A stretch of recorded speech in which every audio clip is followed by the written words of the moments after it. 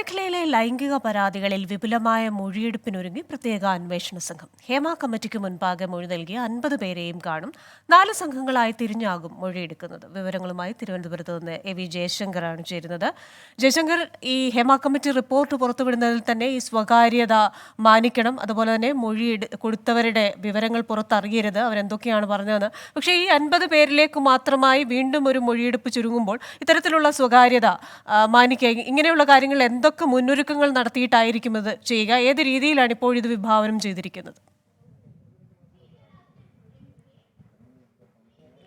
അതായത് ഹൈക്കോടതിയുടെ കൂടി ഒരു നിർദ്ദേശത്തിന്റെ അടിസ്ഥാനത്തിൽ ആണ് ഹേമ കമ്മിറ്റി റിപ്പോർട്ടിൽ നേരിട്ടൊരു അന്വേഷണത്തിന് പ്രത്യേക അന്വേഷണ സംഘം തയ്യാറാക്കുന്നത്. ഈ ഹേമ കമ്മിറ്റി റിപ്പോർട്ടുമായി ബന്ധപ്പെട്ട മൊഴി നൽകിയ 50 പേരെയും ഈ അന്വേഷണ സംഘം, പ്രത്യേക അന്വേഷണ സംഘം നേരിട്ട് കാണും. ഇവരിൽ നിന്ന് മൊഴി ശേഖരിക്കും. നിലവിൽ 4 സംഘങ്ങളായി തിരിഞ്ഞുകൊണ്ട് ഇത്തരത്തിൽ 50 പേരെയും കണ്ട് ഇവരുടെ മൊഴി രേഖപ്പെടുത്താനാണ് സംഘത്തിന്റെ തീരുമാനം.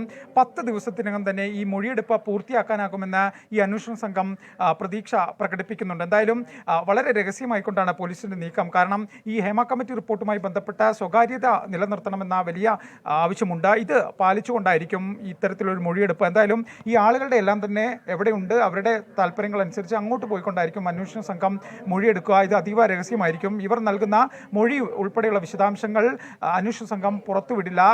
പൂർണ്ണമായും സ്വകാര്യത ഉറപ്പുവരുത്തിക്കൊണ്ടുള്ള അന്വേഷണത്തിനാണ് നിലവിൽ പ്രത്യേക സംഘം തയ്യാറാവുന്നത്. കാരണം ഹൈക്കോടതി ഉൾപ്പെടെ സർക്കാരിനോട് ഹേമ കമ്മിറ്റിയുമായി ബന്ധപ്പെട്ട് എന്ത് ചെയ്തു എന്നൊരു വലിയ ചോദ്യം ഉയർത്തിയിരുന്നു.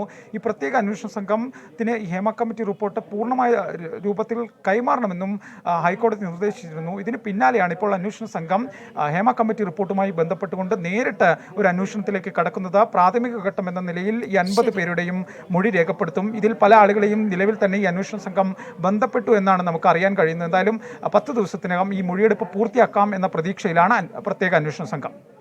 ശരി, തിരുവനന്തപുരത്ത് നിന്ന് വിവരങ്ങൾ നൽകുകയായിരുന്നു എ.വി. ജയശങ്കർ.